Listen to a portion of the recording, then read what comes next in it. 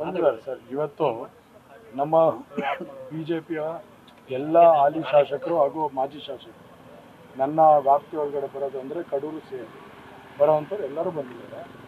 ಬಂದಂಥ ಸಂದರ್ಭ ಆಮೇಲೆ ಅದ್ರ ಜೊತೆಗೆ ಪ್ರಮುಖ ನಾಯಕರುಗಳನ್ನು ಕರೆಸ್ಕೊಂಡು ಇವತ್ತು ಒಂದು ಮೀಟಿಂಗ್ ಮಾಡಿ ಇವತ್ತೆಲ್ಲರನ್ನೂ ಒಂದು ವಿಶ್ವಾಸಕ್ಕೆ ತಗೊಳ್ಳೋಂಥ ಕೆಲಸನ ಮಾಡಿ ಇವತ್ತು ನನ್ನ ಸಭೆಗೆ ಬರಮಾಡಿಕೊಂಡು ಇವತ್ತು ನಾವು ಕೂಡ ಎಲ್ಲ ಒಗ್ಗಟ್ಟಾಗಿ ಮಾತಾಡೋವಂಥ ಕೆಲಸನ ಮಾಡಿದ್ದೀವಿ.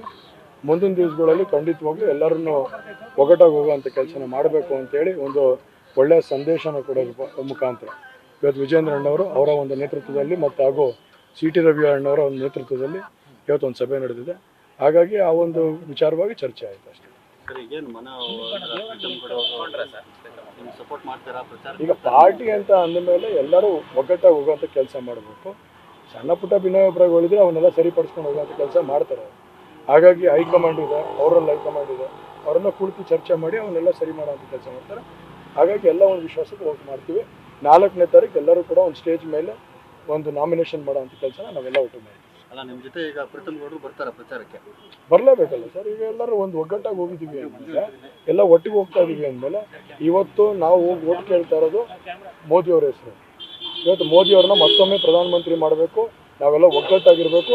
ಈ ರಾಜ್ಯದಲ್ಲಿ 28ಕ್ಕೆ 28 ಕೂಡ NDA ಒಂದು ಮೈತ್ರಿ ಏನಿದೆ ಆ ಕ್ಷೇತ್ರದಲ್ಲಿ ತಗೊಳ್ಬೇಕು ಅನ್ನೋದು ಒಂದು ಉದ್ದೇಶದಿಂದ ಹೋಗ್ತಾರೆ. ಹಾಗಾಗಿ ಎಲ್ಲ ಒಗ್ಗಟ್ಟಾಗಿ ಹೋಗುವಂಥ ಕೆಲಸ ಮಾಡ್ತೀವಿ. ಖಂಡಿತವಾಗ್ಲೂ 4ನೇ ತಾರೀಕು ಬರ್ತಾರೆ, ನಾವೆಲ್ಲ ಒಟ್ಟಿಗೆ ಹೋಗುವಂಥ. ಅಲ್ಲ, BJPಯವರು ನಾವು ಕರೆದಿಲ್ಲ ಅದನ್ನು. BJPಯವರು ವಿಜೇಂದ್ರ ಅಣ್ಣವ್ರು ಅವ್ರು ಕರ್ಕೊಂಡಿದ್ದಾರೆ. ಆ ಸಭೆಗೆ JDS ಅಭ್ಯರ್ಥಿಯಾಗಿ ನಾನು ಕರೆದಿದ್ದಾರೆ. ಸೊ ಹಾಗಾಗಿ ಅವರು ಯಾರ್ಯಾರನ್ನ ಬೇಕು ಯಾರ್ಯಾರು ಬೇಡ ಅವ್ರು ತೀರ್ಮಾನ ಮಾಡಿ ಅವ್ರು ಕರೆದಿದ್ದಾರೆ. ಹಾಗಾಗಿ ಅವ್ರು ಕರೆಯುವಂಥ ಕೆಲಸನ ಮಾಡಿದ್ದಾರೆ. ನಾನು ಒಬ್ಬ ಅಭ್ಯರ್ಥಿಯಾಗಿ ನಾನು ಆ ಸಭೆಗೆ ಬಂದಿದ್ದೀನಿ.